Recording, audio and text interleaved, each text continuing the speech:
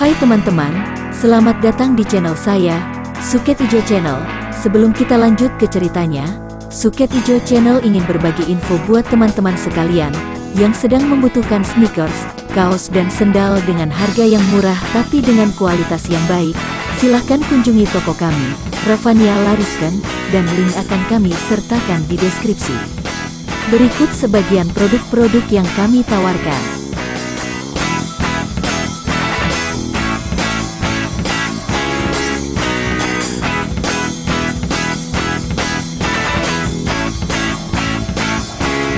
Oke, kalau gitu mari kita lanjut ke ceritanya lagi. Sekarang 5 orang ini yang menjadi orang-orang yang dipercaya oleh si Tianong, dan merekalah yang selalu mewakili datuk ini untuk membereskan urusan di luar. Sedangkan So Qianling dan Chiang Gusik lebih banyak mengurus urusan dalam saja, dan membantu si Tianong untuk mengamati orang-orangnya yang cukup banyak itu. Selain Chiang Gusik, So Qianling, dan Qing Hai Enjio Liong, terdapat pula belasan orang pembantu yang di samping berilmu tinggi juga sudah dipercaya oleh datuk itu. Putra Pangeran Cheng Han Ho itu telah berada di sini. Sekali ini, aku harus dapat membekuknya dan membalas penghinaannya dulu. Kerahkan semua tenaga, amat-amati dia dan gadis yang agaknya menjadi kekasihnya atau istrinya itu. Tapi jangan sekali-kali kalian turun tangan dan mencari gara-gara. Aku sendirilah yang akan turun tangan. Dan agaknya dia sengaja datang ke sini memang untuk mengacau, maka lakukan penjagaan sebaiknya, jangan biarkan ia menyelinap ke dalam tempat kita tanpa diketahui. Demikian antara lain si Tianong memberi perintah kepada para murid dan pembantunya. Perkenankan Tecu membalas sakit hati Tecu yang pernah dipermainkannya, kata So Qianling kepada gurunya. Ilmu kepandaianmu masih jauh untuk dapat mengalahkannya, Qianling. Apalagi setelah sepasang tanganmu cacat, jawab gurunya. Engkau berdua suamimu tidak akan mampu mengalahkannya, dan kita masih belum tahu sampai di mana tingkat kepandaian gadis yang datang bersamanya. Menurut laporan yang telah kuterima, mereka bermalam di hotel sebagai suami istri, dan ketika mereka berpesiar di telaga, mereka itu kelihatan sangat mesra dan saling mencinta. Diam-diam Chiang Gusik yang duduk agak di belakang sebelah kiri istrinya, melirik dan memperhatikan wajah So Qianling. Diam-diam pria ini menuliskan sesuatu di atas kertas tanpa diketahui oleh istrinya. Setelah membagi-bagi perintah supaya mereka semua siap siaga, pertemuan itu kemudian dibubarkan. Ketika Chiang Gusik dan So Qianling juga meninggalkan tempat itu, surat yang ditulisnya tadi telah disampaikan oleh seorang di antara Qing Hai Enjio Liong kepada si Tianong. Kakek ini lalu membaca tulisan singkat itu dan mengangguk-angguk, tersenyum lebar dan merasa girang sekali. Chiang Gusik ternyata adalah seorang muridnya yang paling cerdik dan juga paling setia kepadanya. Ketika Chiang Gusik dan So Qianling meninggalkan rumah si Tianong, ada seorang anak buah yang menyusul mereka, menyampaikan panggilan si Tianong kepada murid kepala ini agar menghadap sendirian, karena ada hal penting yang hendak dibicarakan. Chiang Gusik cepat pergi menemui gurunya, sekali ini sendirian saja. Bagus, kata si Tianong. Usulmu tadi memang bagus sekali. Si Tianong tertawa. Memang dugaanmu sangat tepat. Betapapun juga, hati wanita tentu akan tergoda oleh cemburu. Betapapun juga, istrimu pernah jatuh cinta kepada putra pangeran itu. Maka, sekarang, baiknya diatur rencana yang tepat. Kau suruh istrimu pergi menemui Tianxin, dan kau suruh pula melakukan penyelidikan untuk mengetahui apa keperluan pemuda itu datang ke sini. Di dalam pertemuan itu, kalau kita tidak salah sangka, tentu Qianling akan memperingatkan Tianxin bahwa aku hendak membalas dendam kepadanya. Dan dalam pertemuan itu, tentu Qianling mengajak Tianxin untuk bicara berdua saja. Mana mau si keras hati itu bicara dengan kekasih Tianxin yang baru? Nah, pada saat mereka berdua itu berpisah, aku akan berusaha menangkap kekasih Tianxin. Lalu bagaimana rencana Suhu? Chiang Gusik bertanya, didengarkan pula oleh Qing Hai Enjio Liong yang juga hadir di situ, sedangkan para pembantu lain sudah keluar dari situ. Aku menghendaki untuk menawan perempuan itu. Aku tidak ingin membunuh Tianxin begitu saja, terlampau enak baginya. Setelah berhasil menawan perempuan itu, maka aku dapat memaksa dia menyerah dan aku yang akan menentukan selanjutnya. Mereka mengadakan perundingan untuk menjebak Tianxin dan Kim Hong. Kemudian, Gusik pulang dan dia melihat istrinya sedang duduk termenung. Dia lalu duduk di dekat istrinya dan memandang wajah istrinya dengan tajam. "Engkau kenapa?" Qianling menggeleng kepalanya. "Tidak apa-apa, engkau termenung setelah mendengar Tianxin, bukan?" Wanita yang cantik manis itu mengangkat mukanya, sepasang matanya bersinar-sinar. "Laki-laki jahanam itu, engkau cemburu. Dia menipuku, dia mempermainkan aku. Ia membuat aku kehilangan kelihayanku karena terhukum oleh suhu. Aku harus membalasnya," kata Qianling sambil mengepal tinjunya. Akan tetapi suaminya yang sudah sangat mengenal istrinya ini dapat melihat kerinduan di dalam sinar mata istrinya itu terhadap bekas kekasih itu. Seringkali di waktu berada dalam pelukannya, seperti sedang dalam mimpi saja dan di luar kesadarannya, istrinya ini menyebut nama Tianxin. Hal ini saja sudah membuat dia maklum bahwa diam-diam istrinya ini masih mencinta Tianxin. Inilah yang membuat Gusik makin benci kepada Tianxin, dan kebenciannya itu agaknya tidak kalah oleh kebencian suhunya terhadap pemuda itu. "Kalau begitu kebetulan sekali, baru saja suhu memberi tugas kepadamu, Sumoy." "Tugas apakah, Su Heng?" Memang aneh sekali dua orang ini. Meskipun mereka itu Sumoy dan Su Heng, akan tetapi mereka sudah menjadi suami istri, dan mereka itu masih saling menyebut Su Heng dan Sumoy. Hubungan mereka juga sama sekali tidak mesra. Mungkin satu-satunya kemesraan hanya kalau mereka tidur bersama, dan ini pun dilakukan oleh Qianling hanya untuk membalas kebaikan Su Hengnya ketika menyelamatkannya. Kalau Gusik sangat mencinta istrinya, sebaliknya Qianling tidak ada rasa cinta kepada Su Hengnya, hanya perasaan berhutang budi belaka, dan untuk itu dia membiarkan dirinya dicinta dengan menyerahkan tubuhnya, akan tetapi tidak pernah menyerahkan hatinya. "Begini, Sumoy, seperti kau ketahui sendiri tadi, Suhu telah mendengar bahwa Cheng Tianxin sudah berada di sini, bersama seorang wanita cantik. Suhu ingin memancingnya agar Suhu dapat membalas dendam atas penghinaan yang telah diterimanya dahulu. Dan satu-satunya orang yang telah mengenalnya dengan baik adalah engkau. Maka, Suhu tadi menyuruh aku menyampaikan perintahnya, yaitu supaya engkau pergi menemui Tianxin kemudian menggunakan hubungan kalian yang lalu untuk menyelidikinya, apa maksudnya datang ke kota Sining dan sebagainya. Akan tetapi, mengingat akan hubunganmu yang lalu dengan dia, dan agar jangan sampai wanita yang mendampinginya itu menaruh curiga atau cemburu, maka sebaiknya kau usahakan agar engkau dapat bicara empat mata saja dengan Tianxin, agar wanita itu jangan ikut mendengarkan pembicaraan kalian." Qianling mengangguk-angguk. "Baiklah, akan kulakukan itu. Menurut kata Suhu, sebaiknya engkau berusaha menemui Tianxin dan mengajaknya bicara empat mata malam ini juga, dan caranya bagaimana terserah kepadamu." Kembali Qianling mengangguk sambil alisnya berkerut, karena wanita ini sudah memutar otak untuk mencari akal bagaimana caranya dapat menemui Tianxin berdua saja, tanpa kehadiran wanita yang agaknya menjadi kekasih baru, atau bahkan istri Tianxin itu. Diam-diam hatinya panas bukan main mendengar betapa hubungan antara Tianxin dan wanita itu amat mesranya, lantas terbayanglah kembali kenang-kenangan lama pada saat pemuda itu bermesraan dengannya selama hampir 3 bulan. Senja hari itu, setelah makan sore, Tianxin menerima sepucuk surat dari pelayan rumah penginapan yang melayani mereka makan, karena Tianxin dan Kim Hong menyuruh pelayan ini membelikan makanan dan makan di rumah penginapan itu. Ketika Tianxin membuka kertas berlipat itu dan membacanya, dia tersenyum. "Surat itu dari So Qianling." Kau cengar-cengir setelah membaca surat itu, "Dari siapakah?" "Dari So Qianling, murid si Tianong." Kim Hong sudah pernah mendengar cerita Tianxin mengenai gadis itu, maka dia berjebi dan membuang muka. "Kau mau membacanya?" Aku tidak mempunyai urusan dengan wanita itu." "Hahaha, kau cemburu?" Kim Hong memandang dengan mata bersinar marah. "Siapa bilang cemburu? Meski kau mau menggandeng 1000 orang wanita, aku tak akan peduli. Jika engkau menggandeng wanita lain, berarti engkau tidak suka lagi padaku, dan tidak ada yang memaksamu untuk suka kepadaku. Hubungan antara kita bebas tanpa ikatan."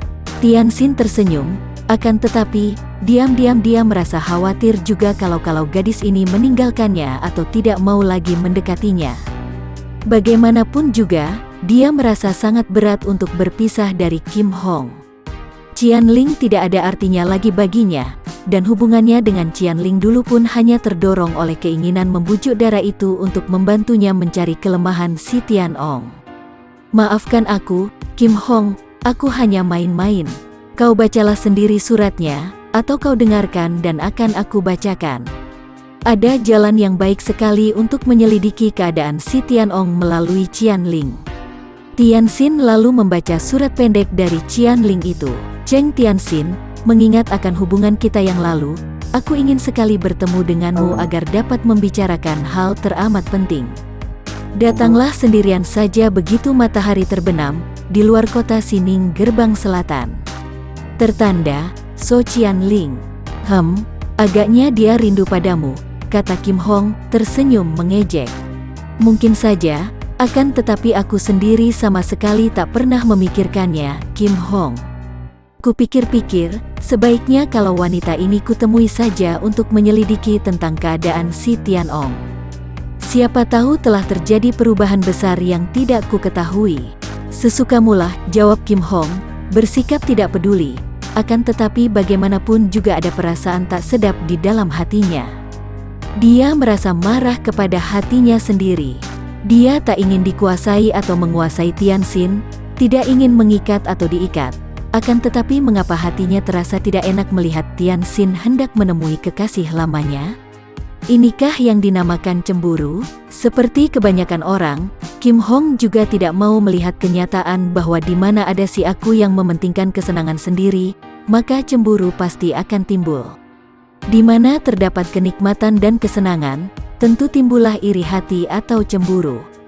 Hubungannya dengan Tianxin, baik sah maupun tidak, resmi atau belum, baik dengan ikatan pengesahan ataupun tidak, sudah mendatangkan kenikmatan atau kesenangan bagi dirinya. Kesenangan inilah yang membentuk ikatan batin, dan si aku selalu enggan untuk membagi kesenangan dengan orang lain, atau lebih tepat lagi, membagi sesuatu yang mendatangkan kenikmatan dengan orang lain, dan inilah yang melahirkan cemburu. Milikku diganggu, punyaku diambil orang.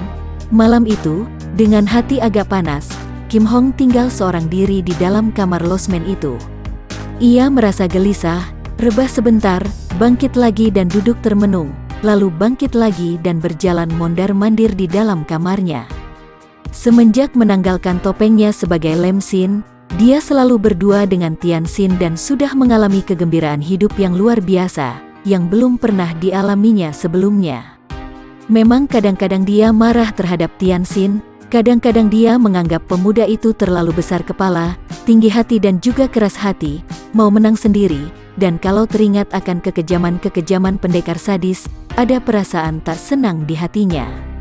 Akan tetapi semua itu lenyap sesudah berada dalam pelukan dan belayan Tianxin, dan kalau sudah begitu, dia tidak ingin berpisah sedikit pun juga dari pria itu.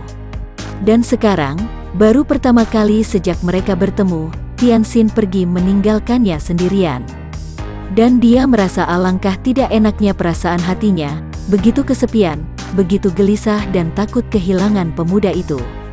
Dia dan Tianxin sering berbicara tentang hubungan mereka berdua, dan mereka sudah setuju untuk tidak mengikat diri satu dengan lain. Oleh karena itu pula maka dia selalu minum obat, warisan dari mendiang ibunya, untuk mencegah agar dia tidak mengandung karena hubungannya dengan Tianxin. Dan pemuda itu pun sudah menyetujuinya. Apabila ada anak terlahir di antara mereka, tentu mau tidak mau mereka menjadi terikat oleh anak itu. Mereka berdua ingin bebas, dan ingin agar hubungan di antara mereka itu atas dasar suka sama suka, bukan karena terpaksa oleh kewajiban-kewajiban yang timbul karena sebuah ikatan. Kalau mereka sudah saling bosan atau sudah tidak suka lagi hubungan itu, maka hubungan itu dapat putus sewaktu-waktu. Atau jika keduanya menghendaki, hubungan itu tentu dapat bertahan selama hidup. Kini Kim Hong merasa betapa hatinya terasa sangat sunyi dan kosong sesudah Tian Xin pergi. Hal ini membuat dia merasa bahwa dia telah betul-betul jatuh cinta kepada pemuda itu, bahwa di luar kehendaknya, dia sebenarnya telah terikat secara batiniah. Aku cinta padanya, si bedebah, aku cinta padanya. Gadis yang pernah menjadi datuk kaum sesat selama hampir 5 tahun ini terus berjalan mondar-mandir dan memukul-mukul telapak tangan kiri dengan kepalan kanannya sendiri. Hatinya mulai risau. Dia tidak akan bebas lagi kalau sudah terikat, buktinya, baru ditinggal sebentar saja sudah gelisah. Apa akan jadinya dengan dirinya kalau begini? Belum lama Tian Xin pergi meninggalkannya, selagi dia mondar-mandir dalam kamarnya. Mendadak pintu kamar itu diketuk dari luar. Hampir saja dia melompat dengan hati girang mengira bahwa Tian Xin telah kembali. Akan tetapi tidak mungkin. Kalau Tian Xin yang datang, dia tidak akan mengetuk pintu. Siapa? Tanyanya sambil menghentikan kakinya. Saya, Toanio, pelayan. Kim Hong dapat mengenali suara pelayan yang tadi melayani mereka makan, juga yang menyerahkan surat wanita bekas kekasih Tian Xin. Ia membuka pintu dan sang pelayan sudah berdiri di luar pintu sambil membungkuk dengan hormat. Ada apa? Tanyanya tidak senang. Maaf, Toanio. Di luar ada seorang tamu yang katanya membawa berita sangat penting bagi Toanio, kata pelayan itu. Kim Hong memandang penuh kecurigaan, lalu dia membentak, tadi siapa yang memberi surat yang kau berikan kepada suamiku? Saya tidak mengenalnya, Toanio. Saya terima dari seorang wanita cantik, namun entah siapa. Tentu saja pelayan ini membohong karena di seluruh daerah itu tidak ada yang tidak mengenal So Qianling. Akan tetapi dia takut untuk mengaku, takut kalau dia terbawa-bawa karena sesungguhnya dia hanya seorang pelayan yang tidak tahu apa-apa. Siapa yang mencariku di luar? Wanita pengirim surat tadi? Bukan, Toanio. Seorang laki-laki, saya pun tidak mengenalnya. Kim Hong keluar dan menutupkan daun pintu kamarnya, kemudian melangkah keluar. Di ruangan depan, tampak telah menantinya seorang laki-laki berusia kurang lebih 50 tahun, bertubuh jangkung dan berkumis kecil panjang. Ketika Kim Hong sampai di situ, laki-laki itu memberi hormat dan memandangnya dengan sinar mata penuh selidik.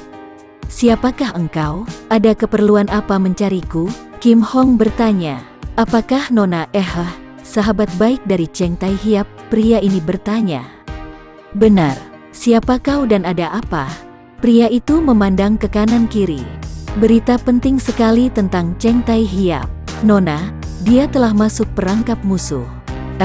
Nona, marilah kita berbicara di luar, tidak enak di tempat umum begini, takut ada yang mendengarnya. Pria jangkung itu lalu keluar dari ruangan depan. Kim Hong yang sudah merasa tertarik dan khawatir mendengar kata-kata tadi, kemudian mengikutinya. Pria itu berjalan perlahan-lahan ke jalan di depan losmen, pada bagian yang gelap. Ketika Kim Hong sudah berjalan di dekatnya, dia berkata lagi, suaranya berbisik-bisik. Bukankah tadi Cheng Tai Hiap dipanggil oleh seorang wanita? Nanti dulu, siapakah engkau? Pria itu menjura dan berkata, nama saya Sim Qiang Liong, saya seorang sahabat baik dari pendekar Cheng Tian Xin. Cheng Tai Hiap tentu akan dapat menceritakan siapa adanya saya, Nona. Akan tetapi sekarang yang lebih penting lagi, Cheng Tai Hiap sudah terjebak ke dalam perangkap musuh. Musuh siapa? Siapa lagi kalau bukan si Tian Ong? Bukankah Cheng Tai Hiap datang untuk mencarinya? Saya tahu bahwa Cheng Tai Hiap bermusuhan dengan datuk itu. Kim Hong bukanlah anak kemarin sore yang mudah saja percaya dengan omongan orang. Dia adalah Lem Xin, selain lihai, juga cerdik dan hati-hati sekali. Lalu apa maksudmu memberitahukan hal itu kepadaku? Nona, Cheng Tai Hiap telah berjasa bagi para pendekar di sini hingga kami berhutang budi kepadanya, maka begitu melihat dia terjebak dalam perangkap, mungkin sekarang sudah tertawan oleh si Tian Ong, kami para pendekar tentu saja ingin menolongnya. Karena kami merasa gentar terhadap si Tian Ong, dan karena kami pikir Nona tentu akan dapat pula membantu, maka kami sengaja mengundang Nona untuk sama-sama membicarakan hal itu, dan mengatur siasat untuk dapat menolong Cheng Tai Hiap. Diam-diam Kim Hong kaget sekali. Jantungnya berdebar keras membayangkan Tian Xin terancam bahaya, sehingga membuat hatinya gelisah bukan main. Maka dia pun langsung mengangguk. "Baik, mari antarkan aku ke tempat para pendekar." Tanpa banyak cakap lagi, keduanya lalu berjalan cepat menuju ke pintu gerbang utara. Tidak jauh dari pintu gerbang, pria itu mengajak Kim Hong memasuki pekarangan sebuah gedung besar dan megah namun kelihatan sunyi dan angker. "Mereka telah berkumpul menanti kita di ruang belakang, Nona. Maklumlah, menghadapi si Tianong yang berpengaruh dan banyak kaki tangannya, kita harus hati-hati sekali. Kita masuk dari pintu belakang. Marilah." Kim Hong mengikuti orang itu memasuki pekarangan, dan mengambil jalan dari samping gedung dan menuju ke pintu belakang. Orang bertubuh jangkung itu membuka daun pintu lalu mereka memasuki sebuah lorong yang gelap. Hanya ada sedikit penerangan sehingga remang-remang. Suasana sunyi sekali, tidak terdengar suara seorang pun di situ. Pria itu lalu berhenti di depan sebuah daun pintu tertutup dan berkata kepada Kim Hong, "Silakan, Nona, silakan masuk, mereka sedang berkumpul di ruangan dalam." Berkata demikian, si jangkung itu mempersilakan dan mengembangkan tangan kanannya. Akan tetapi Kim Hong tidak pernah kehilangan kewaspadaan dan kecurigaannya. Ia tidak bergerak dan berkata, "Harap kau suka masuk lebih dulu, aku mengikut saja." Orang itu lalu menarik napas panjang. "Ah, agaknya Nona mencurigai saya, masih belum percaya bahwa kami adalah kawan-kawan yang hendak menolong Cheng Tai Hiap. Baiklah, aku masuk lebih dulu." Dia membuka pintu dan ternyata di balik daun pintu itu merupakan sebuah ruangan atau kamar yang remang-remang dan kosong. Akan tetapi di sebelah kanan terdapat sebuah lubang pintu yang kelihatan gelap. Karena melihat orang itu telah melangkah masuk, maka Kim Hong juga ikut masuk. Akan tetapi, tiba-tiba orang di depannya itu sudah melompat dengan cepat sekali ke arah pintu sebelah kanan itu. Kim Hong terkejut dan cepat dia pun meloncat. Tetapi tiba-tiba pintu itu tertutup begitu laki-laki jangkung tadi lewat. Kim Hong hanya terlambat 2 detik saja. Dengan gerakan yang luar biasa cepatnya, sebelum daun pintu di belakangnya, dari mana dia masuk tadi tertutup, tubuhnya telah mencelat hendak keluar dari pintu itu. Akan tetapi, tiba-tiba saja sudah muncul 3 orang laki-laki tinggi besar di ambang pintu lantas mereka ini mendorong dan memukul ke arah tubuh Kim Hong yang hendak menerobos keluar. Des! 3 orang itu mengeluarkan teriakan keras lantas tubuh mereka terjengkang, dari mulut mereka keluar darah segar. Ternyata Kim Hong telah memapaki dorongan mereka bertiga itu dengan pukulan-pukulan sakti. Akan tetapi pada saat darah itu hendak meloncat keluar, muncul seorang kakek tinggi besar yang menggunakan sepasang tangan mendorongnya kembali. Kim Hong menjadi marah maka dia pun menerima atau menyambut dorongan itu dengan kedua tangannya. Keduanya terkejut, kakek itu terhuyung ke belakang sebaliknya Kim Hong juga terpental kembali 3 langkah ke dalam kamar dan tiba-tiba saja kakinya terjeblos, karena lantai itu telah bergeser dan lenyap. Karena kakinya tidak berpijak pada sesuatu apapun, tentu saja tubuhnya melayang ke bawah. Kim Hong mengeluarkan suara melengking nyaring dan mendadak tubuhnya yang sedang melayang ke bawah itu membuat poksai, salto, dan dapat membalik ke atas lagi. Tubuhnya membentur lantai yang sudah tertutup kembali, dan sekarang tubuhnya terjatuh ke bawah tanpa dapat ditahannya lagi. Maklum bahwa dia telah terjebak, Kim Hong segera mengerahkan ginkangnya dan dapat menahan luncuran tubuhnya.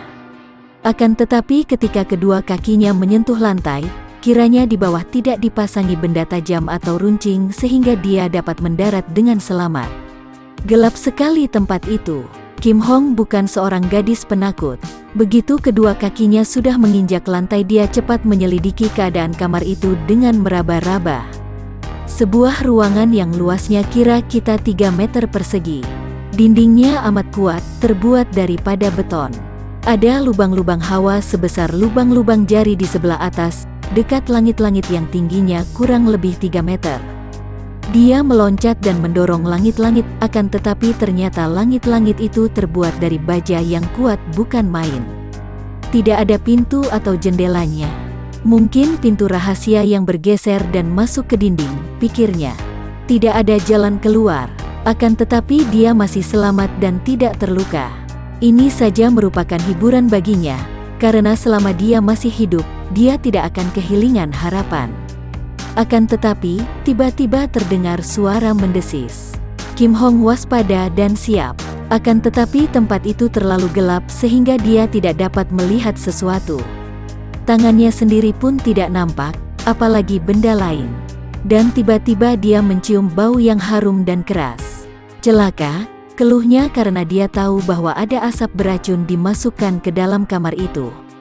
Tentu melalui lubang hawa di atas, pikirnya. Dia tahu bahwa melawan pun tidak ada gunanya, hanya membuang tenaga sia-sia belaka. Apabila dia melawan dengan menahan napas, hanya akan kuat bertahan beberapa jam saja. Akhirnya dia tidak akan dapat lolos pula dari asap yang dia duga tentu mengandung obat bius itu. Kalau dia melawan dengan cara menahan napas sekuatnya, ada bahayanya paru-parunya akan terluka. Lebih baik dia menyerah kepada keadaan yang tidak mungkin dapat dilawannya lagi, agar dapat menghemat tenaga menghadapi apa yang akan terjadi selanjutnya.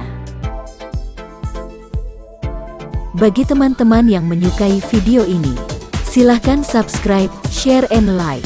Jangan lupa nyalakan bunyi loncengnya untuk mendapatkan video-video terbaru dari kami, agar kami terus bersemangat dalam membuat video-video yang menarik. Mohon maaf kalau masih banyak kesalahan di sana-sini. Semoga kedepannya kami bisa lebih baik lagi. Terima kasih.